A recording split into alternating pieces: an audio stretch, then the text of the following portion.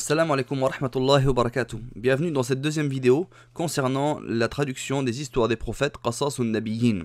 Et nous sommes désormais au texte numéro 2. Donc le texte numéro 2 s'intitule Waladu Azar, l'enfant de Azar, l'enfant ou le garçon de Azar.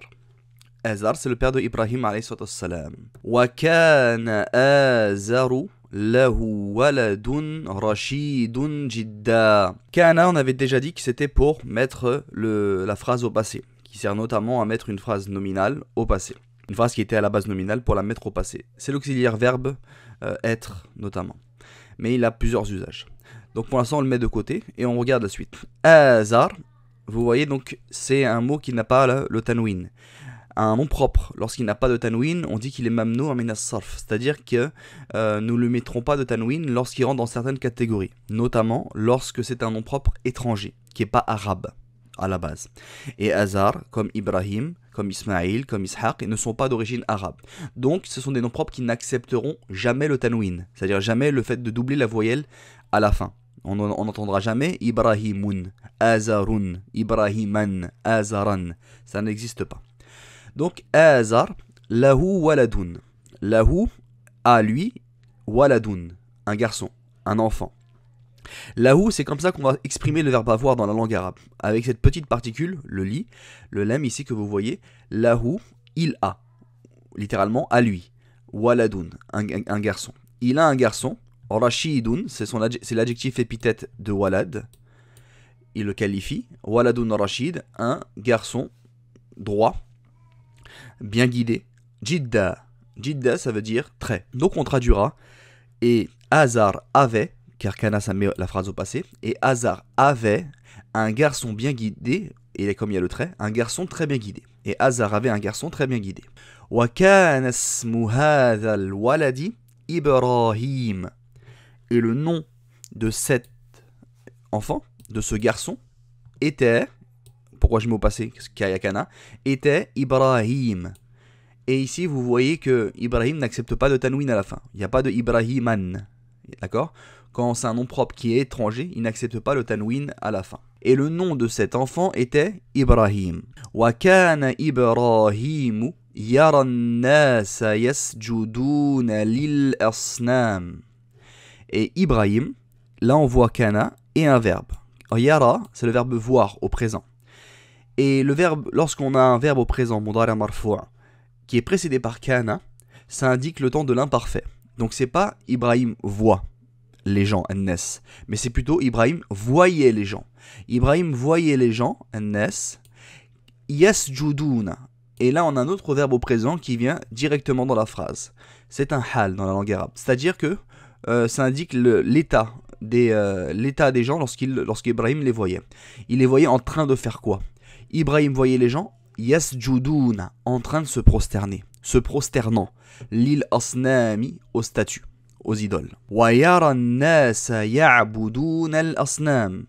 Encore une fois, yara, et il voit, donc on sous-entend le kana, on va mettre un imparfait, et wa kana yara, et il voyait les gens, an-nas, ya'buduna, il voyait les gens en train d'adorer, adorant al-asnam, les statues.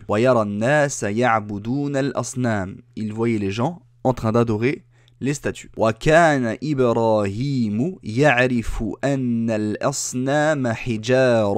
Ibrahim, là on a kana et un autre verbe au présent, ya'rifu, qui est le verbe connaître, savoir, selon le contexte. Ibrahim connaissait, Ibrahim savait, enna, une particule très importante, qui veut dire que, enna, que, Ibrahim connaissait, savait que al-asnam, que les statues, et quand il y a enna, le mot qui suit est au cas direct, mansoub, ça veut dire qu'il va porter notamment une fatha. Enna al-asnam, savait que les statues étaient hijaratun, étaient des pierres. Wa kana ya'rifu, et il savait, vous voyez encore l'imparfait, quand on a kana et un verbe au présent. Wa kana ya'rifu, et il savait, il connaissait, le fait que quoi ? Enna al-asnam, que les statues, la tatakallamu, elle ne parle pas, wa la tasma', et elles n'entendent pas. Là, les verbes ici sont conjugués au présent, à hiya, à elle singulier. Pourquoi? Alors qu'on parle des statuts, un mot pluriel. Car tout ce qui se rapporte à un pluriel de choses qui n'a pas la raison, telles que les statuts, eh bien, on fera l'accord au féminin singulier, et non pas au pluriel. Même dans la grammaire arabe, on distingue, et dans la conjugaison plutôt, on distingue entre ce qui a la raison et ce qui ne l'a pas. Donc, al-asnam la tatakallamu. Les statuts ne parlent pas. Et on conjugue donc au féminin singulier. Wala tasma' et n'entendent pas. Donc ici, quand on a le wa plus un la, on va dire ni. Les statuts la tatakallam ne parlent pas, ni tasma', ni n'entendent. C'est mieux traduit. Wa kana ya'rifu anna al-asnam, et il savait, et il connaissait, anna, que al-asnam, que les statues, la tadurru wa la tanfa'. Et il savait, Ibrahim, que al-asnam, les statues, les idoles, la tadurru, ça vient de darra yadurru, qui veut dire nuire, causer du tort, que les statues, la tadurru, ni ne nuisent, wa la tanfa', ni ne sont profitables, ni ne causent du tort, ni ne sont utiles. Wa kana yara, yara c'est le verbe voir, précédé par kana, donc c'est l'imparfait, et il voyait an-dhubab, que la mouche, que l'espèce de la mouche, on peut dire que les mouches, yajlisu ala al-asnami fala tadfa', et il voyait an-dhubab, que la mouche s'asseyait, c'est le verbe s'asseoir. On fait la concordance des temps, on ne dit pas que la mouche s'assoit. Il voyait que la mouche s'asseyait, ala, sur, c'est une particule qui engendre le cas indirect, ça veut dire la kasra sur le mot qui suit, à cause de ala. Elle s'asseyait, la mouche, ala, sur al-asnam. Elle s'asseyait, elle se posait sur les statues et les idoles. Puis, fa, la tadfa'. Elle, ces idoles-là, ne la repoussaient pas. Ne repoussaient pas la mouche, sans la repousser. Donc il voyait que la mouche s'asseyait sur les statues, puis qu'elle ne les repoussait pas. Elle ne les repoussait pas. Wa kana yara al-fa'ra ya'kulu ta'am al-asnami fala tamna'. Et il voyait, Ibrahim toujours, al-fa'ra. Il voyait la souris, ya'kulu. Et là on a encore un verbe qui vient directement dans la phrase au présent. Donc ici on traduira par le sens du gérondif en train de. Et il voyait la souris en train de manger. Ta'am al-asnam, ça c'est une annexion en arabe, on reverra peut-être dans un autre cours. C'est la nourriture, ta'am al-asnam, des statues. Il voyait la souris en train de manger la nourriture des statues. Fala tamna', puis elle ne lui empêchait pas.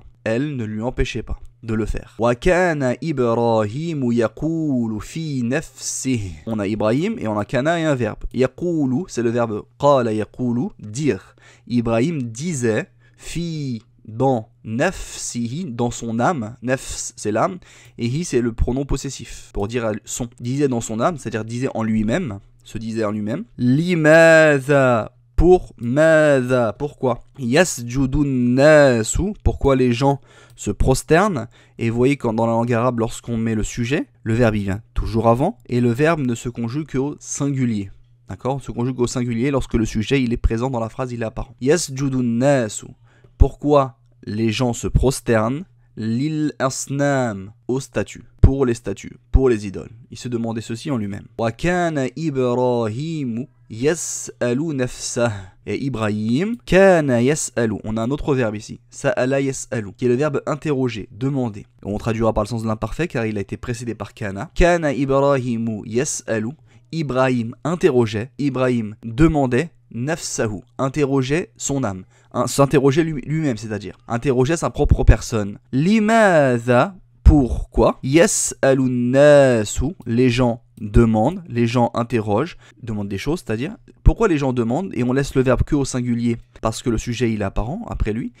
Pourquoi les gens demandent? Pourquoi les gens interrogent? El-asnam. Pourquoi les gens interrogent les statues, les idoles? Pourquoi les gens demandent des choses demandent-ils des choses aux idoles? Voilà donc pour ce texte-là.